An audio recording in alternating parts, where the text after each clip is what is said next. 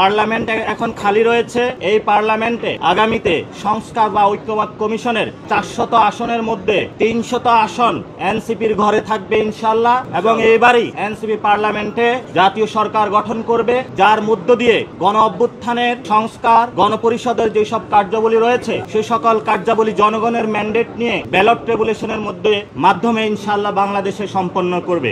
আমরা আমাদের দলীয় প্রতীকের ক্ষেত্রে শাপলাকে প্রাথমিক দিয়েছি এবং সেখানে কতগুলো কোশ্চেন এসেছে যে আমাদের প্রতীক কি, আমরা নিবন্ধন আজকে কেন দিলাম। আপনারা জানেন আমরা স্বল্প সময়ে দল গঠন করতে পেরেছি এবং সারা বাংলাদেশে কথা বলেছি, কিন্তু আপনাদের মাধ্যমে দেশবাসীকে জানাতে চাচ্ছি আমরা অনেক জায়গায় আমরা অফিস নিতে গিয়েছি, সেখানে আমাদের অফিস নিতে বাধা দেওয়া হয়েছে। অনেক জায়গায় আমরা কমিটি গঠন করতে গিয়েছি, সেখানে ছল ছাতুরির আশ্রয় নেওয়া হয়েছে। বিভিন্ন দল তাদের দলীয় এজেন্ট বিভিন্ন ভাবে আমাদের মধ্যে ঢুকিয়ে তারপরে তাদেরকে আবার এই পদত্যাগ করিয়েছে।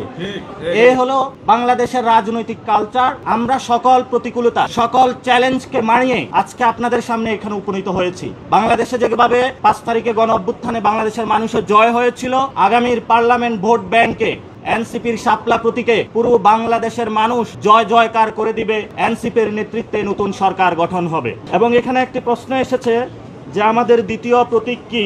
দ্বিতীয় প্রতীক হিসাবে আমরা রেখেছি কলম, তৃতীয় প্রতীক হিসাবে রেখেছি আমরা মোবাইল। তবে আমরা নির্বাচন কমিশনের কাছে এবং দেশবাসীর কাছে আবেদন রাখবো আমাদেরকে যাতে শাপলায় মনোনয়ন দেওয়া হয় এবং শাপলা মার্কার মাধ্যমেই জনগণের তাদের সরকার গঠন করে।